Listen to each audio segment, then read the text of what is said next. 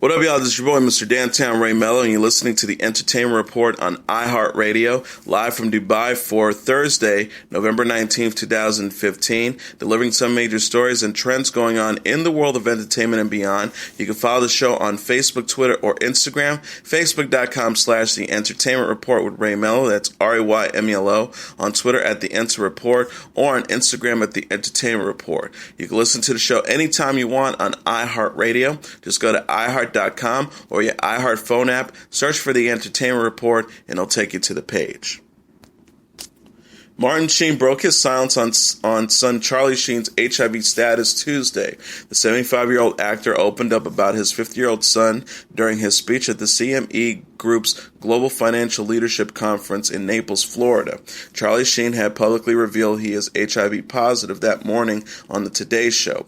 Martin Sheen said he had been leading up to this sort of story for several months, and we kept encouraging him to do it, and he kept backing away because it was like going to his own execution, I guess. It was the most difficult thing he'd ever done. He also added, "This morning, as I watched him alone reveal his deepest, darkest secret, I couldn't believe the level of courage I was witnessing, and that it was my son. I left him a message, and I said that if I had that much courage, I would change the world."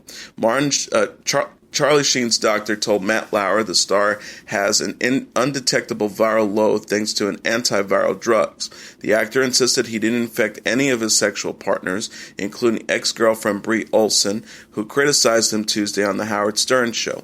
Olson claims before revealing she is negative for HIV, "He never said anything to me. I was his girlfriend. I lived with him. We were together. We had sex almost every day for a year with lambskin condoms, which does not protect against HIV. They only prevent pregnancy." Charlie Sheen is the son to Martin and actress Janet Sheen and brother to Renee, Ramon, and Emilio Estevez. He is known for 2.5 Men and anger management and has 5 children by 3 different women, including ex-wives Denise Richards and Brooke Mueller. Zoolander 2 released the first full-length trailer starring Ben Stiller on Wednesday. The 49-year-old actor returns as Derek Zoolander, now an increasingly irrelevant male model with Owen Wilson as Hansel McDonald, his former rival turned friend. The preview sees Derek and Hansel team up after Mugatu, played by Will Ferrell, enacts an evil plan to kill beautiful people in the world, including Justin Bieber. Penelope Cruz stars as an Interpol agent with Kristen Wiig as Alexandria Ataz. Zoolander 2 is directed by Stiller and opens in theaters on February 12, 2016. Stiller and The Leftovers actor Justin Theroux co-wrote the script, and Christine Taylor, Benedict Cumberbatch, Billy Zane, and Fred Armisen have roles. Celebrity chef Guy Fieri snapped back at Anthony Bourdain's recent public criticism against him. Speaking with GQ magazine, the Diners, Dive-Ins, and Dives personality said, "It's disappointing. The Parts Unknown host has made frequent quips at his expense." Fieri told the magazine, "I don't like him making fun of people, and I don't like him talking shit. And he's never talked shit to my face. I know he's definitely got to have issues because the average person doesn't behave that way." Over the summer, Bourdain told Atlanta magazine he wonders about Fieri. He said of the California-based chef, he's 52 years old and still rolling around in the flame outfit, Fieri's actually 47. And Bourdain also added, "What does he do? How does Guy Fieri the douche?" During the same interview, the Kitchen Confidential author commended Ina Gartner, saying she's one of the few people on Food Network who can actually cook. Actors Ginnifer Goodwin and Josh Dallas are expecting their second child. The TV celebrities and parents of 17-month-old Oliver are preparing for a new addition to their family, People reports. Goodwin and Dallas met on set while playing their respective roles as Snow White and Prince Charming on the ABC hit show Once Upon a Time. They married in April 2014 and welcomed their first child a month later.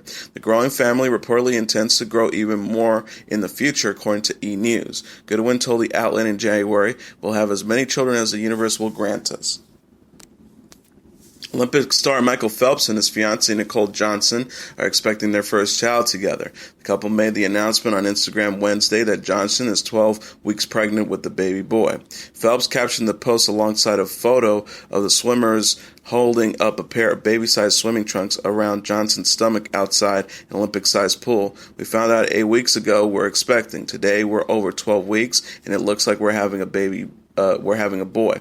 Hashtag baby MP, hashtag MP, hashtag life about to change, hashtag MP swim. Johnson posted the same photo on her Instagram account, adding that the soon-to-be husband and wife couldn't be happier. Phelps and Johnson dated for years off and on again since 2011 until the 22-time gold medalist got engaged to Johnson earlier this year in February. Recently, Phelps opened up to Sports Illustrated about his time in rehab following his second DUI arrest from 2014 and how he began training again for the 2016 Olympic Summer Games.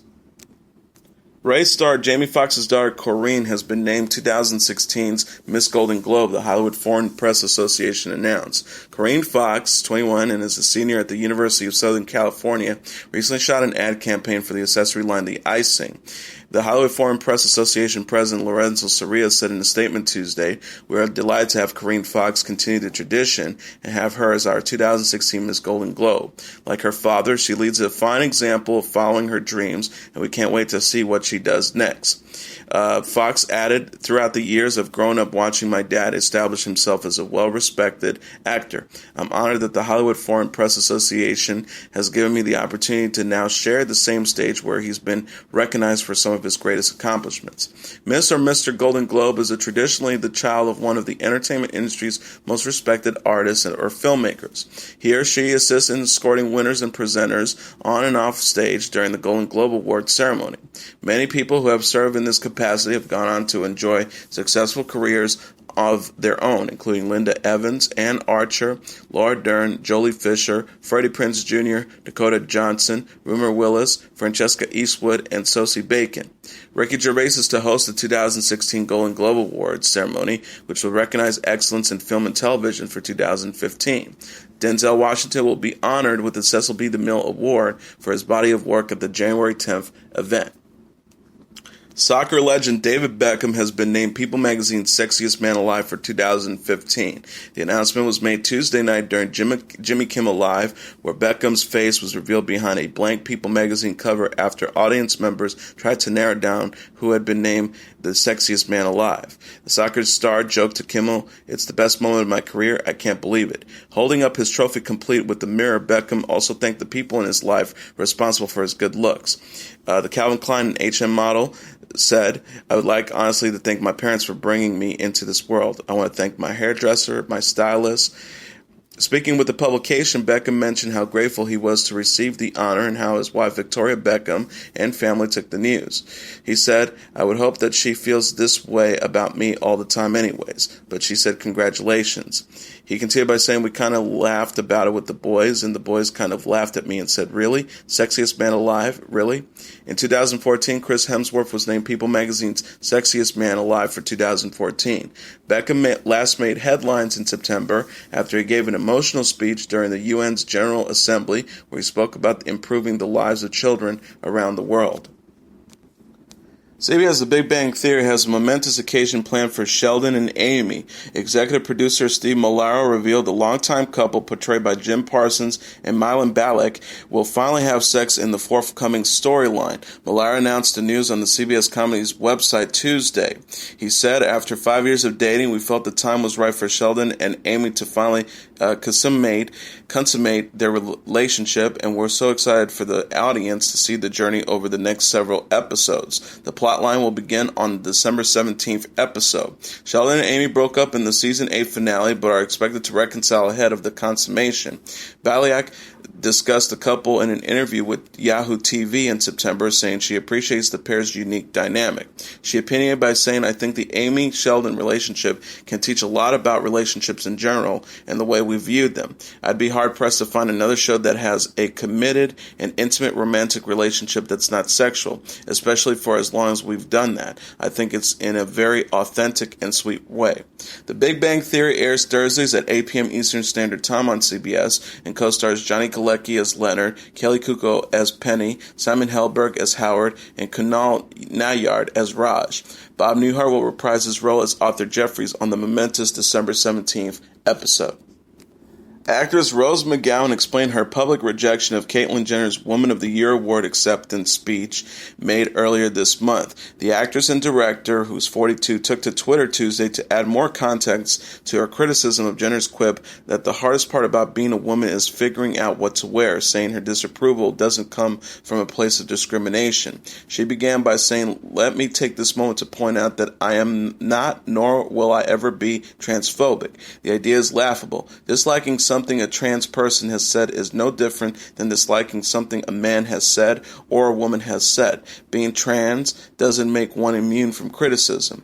Around the time of Jenner's speech, McGowan claimed Jenner did not understand, quote, what being a woman is all about, according to Us Weekly. She implored the former Olympian to, quote, learn that we've had a very different experience than your life of male privilege. Being a woman comes with a lot of baggage, the weight of unequal history.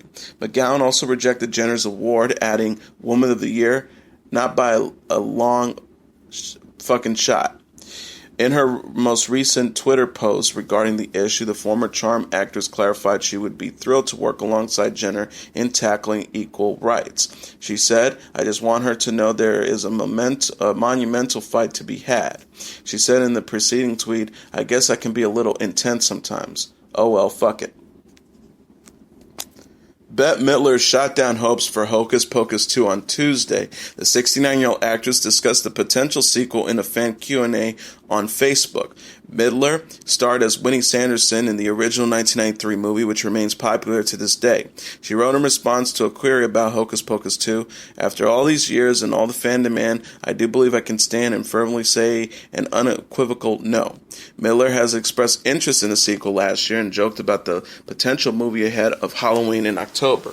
Fan frenzy increased after several cast members honored the film's legacy in interviews with ABC News. Hocus Pocus earned $46 million at the box office and gained cult status after its release. The movie follows a teenager played by Amari Katz who accidentally resurrects three witches played by Midler, Kathleen Najimy, and Sarah Jessica Parker on Halloween. Midler has since starred in The First Wives Club, The Stepford Wives, and The Woman, and is filming Freak Show with Abigail Breslin and Anna Sophia Robb. The actress and singer will release a new compilation album, A Gift of Love, on December 4th. Milla Jovovich shocked fans by previewing Old Alice Wednesday on Instagram. The 39-year-old actress shared a photo of herself in full makeup as a dramatically aged version of the character on the Resident Evil The Final Chapter set in Cape Town, South Africa. Jovovich captioned the snapshot, hashtag no makeup, JK, thank you to hashtag Christina Slashes, at Andre in Nobody, hashtag Federica Castile, and at Carrie Skellington, who worked for over 4 hours at 5 a.m. this morning to create Old Alice for our scenes today. She also added, I will promise more pics of the process later, plus a sexy selfie, not for the weak of heart. By the way, for all those who think this look is for the end of the movie, it's not. Hashtag Resident Evil The Final Chapter, hashtag Cape Town Diaries.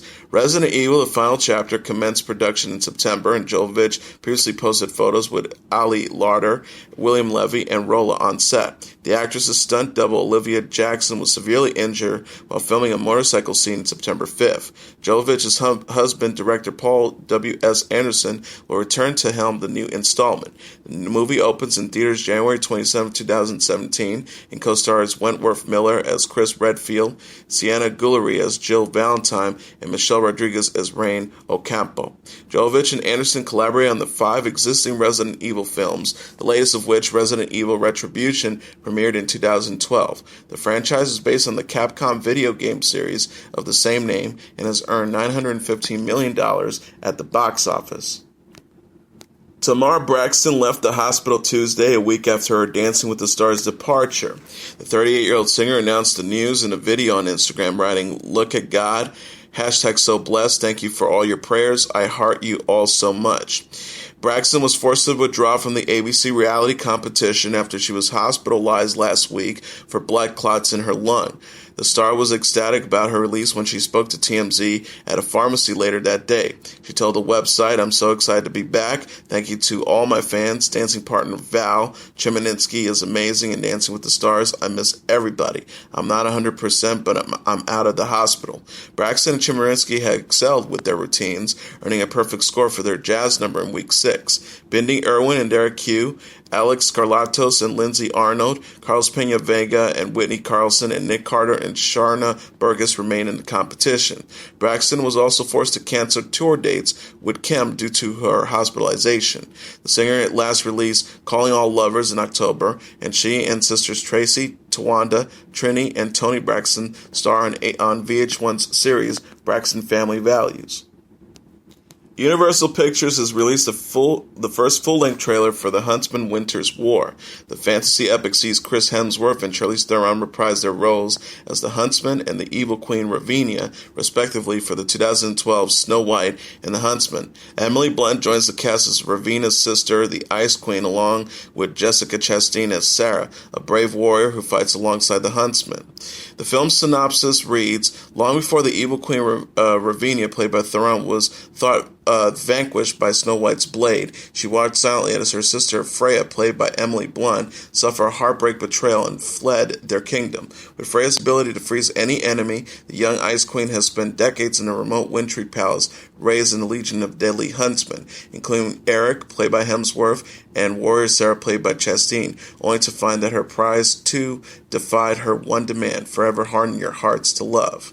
The synopsis continues by saying, when Freya learns of her sister's demise, she summons her remaining soldiers to bring the magic mirror home to the only sorceress left who can harness its power.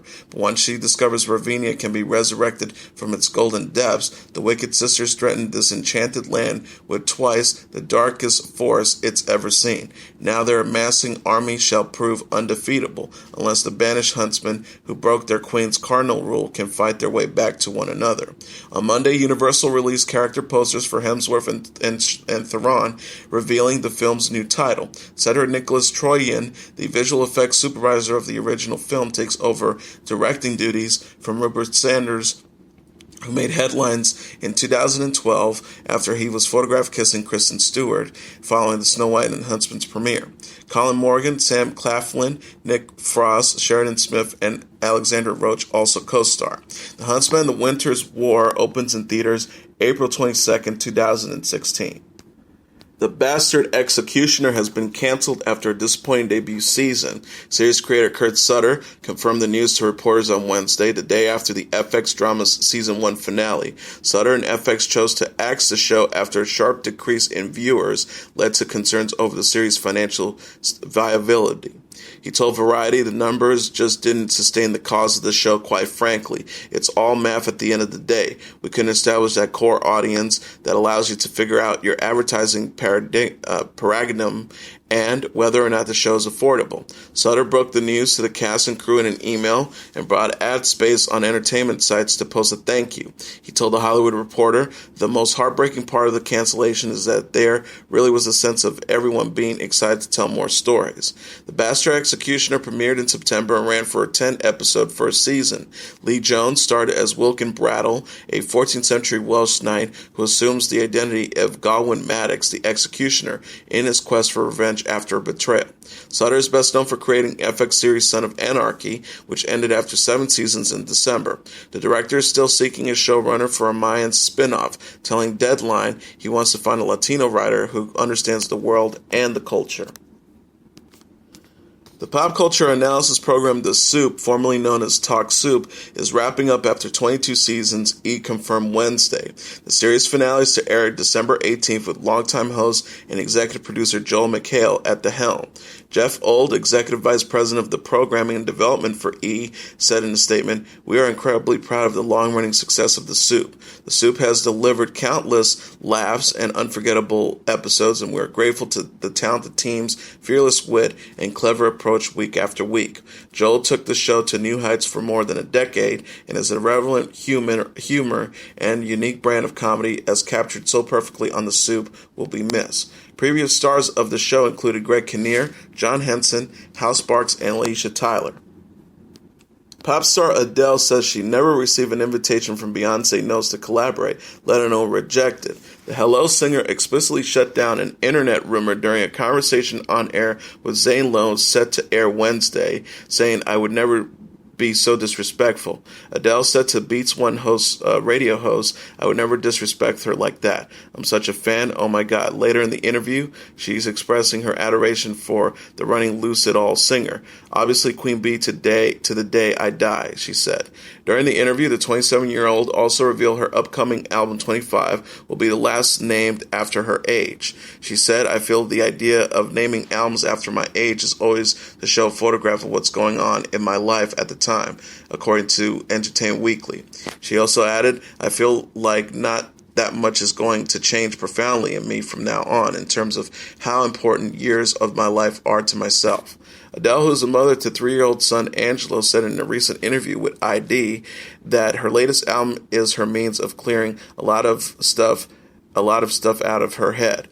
She said, "Becoming a parent and moving past my mid-20s, I simply don't have the capacity to worry about as many things that I used to really enjoy worrying about," she said. "I used to love the drama of all of it." Music legend Stevie Wonder skipped a scheduled appearance at a South Carolina relief concert Sunday without warning. The no-show is reportedly attributed to the lack of a written contract between the artist and the venue and the fact that no money was to be exchanged, the state reports. Wonder was expected to perform alongside ZZ Top singer Billy Gibbons on stage at the Rock for Relief benefit concert to raise funds for recent flood victims. News that he would not show up was reportedly not confirmed until the night of the event, at which he was also to be given the key to the city. The Rockin' for Relief website read Wednesday, "Due to circumstances beyond his control, Stevie Wonder did not appear at the disaster relief concert. All other artists performed. Plans are in the works to reschedule this concert for the spring." Stevie Wonder voiced his sympathy for the victims. Other performers who made good on their agreement to make appearances were American Idol winners Candace Glover, Life Jennings, Benton Blount, Kimberly Nichols, Melina Moyle, and a gospel choir, reported WLTX. Carly Simon has finally revealed Warren Beatty inspired her classic song You're So Vain. The 70-year-old singer discussed the 1972 hit in an interview with People magazine published Wednesday. Simon told the Washington Post in 1983 Beatty suspected the song was about him and has dropped hints in the years since. She disclosed by saying, "I have confirmed that the second verse is about Warren. Warren thinks the whole thing is about him." Simon revealed the other verses referred to 2 additional men, but said she doesn't know if she will ever name the pair. You're So Vain appears on the singer's 1972 album No Secrets. Warren's verse includes the lyrics, "You had me several years ago when I was still quite naive, but you gave away the thing you loved and one of them was me." Simon will detail more romantic alliances and other aspects of her personal life and career in her new memoir, Boys in the Trees, which is scheduled for release November 24th. The singer's latest studio album, Never Been Gone, debuted in October 2009. And now here are the top 10 songs on the Billboard Hot 100 singles charts for the week of November 28th. Number 10, Ellie King with X's and O's. Number 9, Meghan Trainor featuring John Legend with Like I'm Gonna Lose You. Number 9, Taylor Swift with Wildest Dreams. Number 7, Fetty Wap featuring the Remy Boys with 679. Number 6, Justin Bieber with What Do You Mean? Number 5, Shawn Mendes with Stitches. Number 4, The Weeknd with The Hills. Number 3, Justin Bieber with Sorry. Number 2, Hotline Bling by Drake. And the number 1 song on the Billboard Hot 100 singles charts for the week of November 28th. Again, it's Adele with Hello. And now let's take a look at what happened on this date in entertainment history. On this date in 1975, One Flew Over the Cuckoo's Nest, a film about a group of patients at a mental institution, opens in theaters. Directed by Milos Forman and based on a 1962 novel of the same name by Ken Kesey, the film starred Jack Nicholson and was co-produced by the fellow actor Michael Douglas.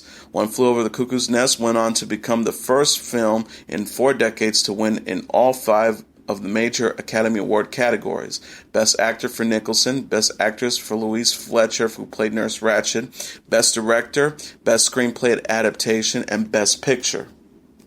In One Flew Over the Cuckoo's Nest, Nicholson played Randall McMurphy, a convict who pretends to be crazy so he can be sent to a mental institution and avoid prison work detail. Once at the asylum, McMurphy encounters a variety cast of inmates and clashes memorably with the authoritative Nurse Ratched. Also on this date in 2003, an arrest warrant is issued for Michael Jackson. Rumors have swirled around Michael Jackson since the first public allegations of sexual misconduct with the minor child were aired amidst a 1993 civil lawsuit that was eventually settled out of court. A decade later, on November 19, 2003, an embattled Jackson prepared to face criminal charges of a similar nature when an arrest warrant was issued for his arrest on charges of child molestation. Though he was acquitted 2 years later of each criminal count on which he was eventually tried, the air whistle King of Pot already suffered many blows to his already damaged reputation and finances while facing the charges filed on this date in 2003. On this day, it was the second bad November 19th in a row for Michael Jackson, who had been caught on camera dangling his infant son from a hotel balcony in Berlin, Germany, exactly 1 year earlier. And that incident was only the most recent occurrence to have helped transform Jackson's image from that of a beloved pop idol to that of a tabloid curiosity. It was in this environment that a British television crew led by reporter Martin Bashir secured Jackson's cooperation in the production of a documentary called Living with Michael Jackson, a film that ended up leaving Jackson feeling devastated and utterly betrayed, according to its statement he released after its initial airing. Living with Michael Jackson included interviews footage in which Jackson discussed having had children sleep in his bed with him during their visits to his now infamous Neverland Ranch. It was this footage that led directly to Jackson's arrest on this date in 2003, after the mother of one of his alleged victims, a 13-year-old cancer patient at the time of the alleged incidents, filed a criminal complaint in the Santa Barbara County Court. More than a year later, the case of the people of the state of California versus Michael Joseph Jackson went to trial, with Jackson facing 4 counts, each of molesting a minor and intoxicating a minor, 1 count of abduction, and 1 count of conspiracy to hold his alleged victims and the victims' parents hostage at Neverland Ranch. On June 13, 2005, however, Jackson was acquitted on all 10 accounts. Shortly after his trial, Jackson announced his intention to leave the United States and settle permanently in the Persian Gulf nation of Bahrain. He would return to the U.S. in late 2006, however, though not to Neverland Ranch, which Jackson lost sole ownership of amid the financial struggles that dogged him until his tragic death in Los Angeles on June 25, 2009. And that is your entertainment report for Thursday, November 19th, 2015. I'm your host, Mr. Downtown Ray Melo. I'll be back tomorrow to deliver some major stories and trends going on in the world of entertainment and beyond. You can follow the show on Facebook, Twitter, or Instagram. Facebook.com/The Entertainment Report with Ray Melo. That's RAYMELO. On Twitter at The Enter Report, or on Instagram at The Entertainment Report. You can listen to the show anytime you want on iHeartRadio. Just go to iHeart.com or your iHeart phone app. Search for The Entertainment Report, and it'll take you to the page. Good night, and God bless you all.